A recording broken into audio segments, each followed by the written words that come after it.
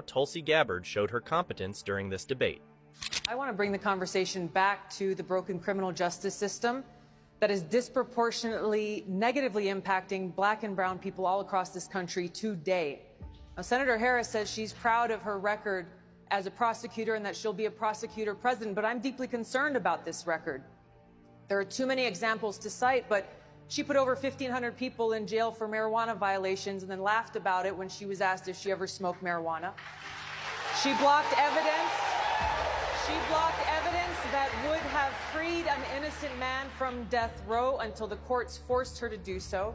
She kept people in prison beyond their sentences to use them as cheap labor for the state of California.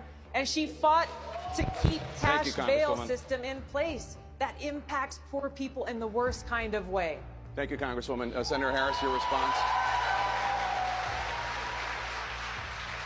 As the elected Attorney General of California, I did the work of significantly reforming the criminal justice system of a state of 40 million people, which became a national model for the work that needs to be done. And I am proud of that work.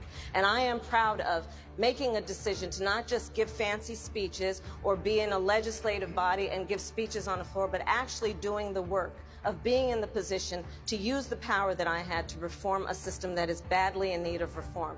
That is why we created initiatives that were about re-entering former offenders and getting them counseling. The bottom line is, Senator Harris, when you were in a position to make a difference and an impact in these people's lives, you did not. And worse yet, in the case of those who were on death row, innocent people, you actually blocked evidence from being revealed that would have freed them until you were forced to do so. There is no excuse for that. And the people who suffered under your reign as prosecutor, you owe them an apology. The Democratic Party, unfortunately, is not the party that is of, by, and for the people. It is a party that has been and continues to be influenced by the foreign policy establishment in Washington, represented by Hillary Clinton and others' foreign policy, by the military-industrial complex and other greedy corporate interests. Senator Harris, any response? Oh, sure.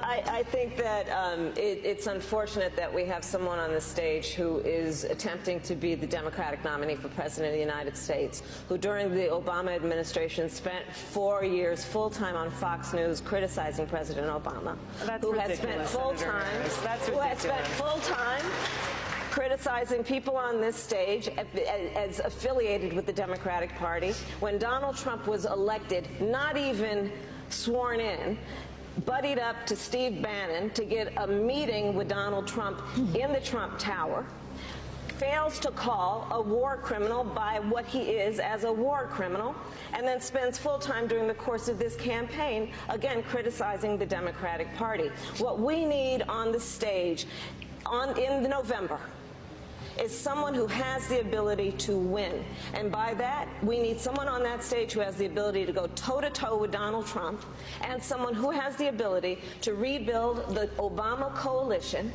and bring the party and the nation together. I believe I am that candidate. Thank you, Senator. Congresswoman Gabbard, I'll give you a chance to respond. What Senator Harris is doing is unfortunately continuing to traffic in lies and smears and innuendos because she cannot challenge the substance of the argument that I'm making, the leadership and the change that I'm seeking to bring in our foreign policy, which only makes me guess that she will, as president, continue the status quo.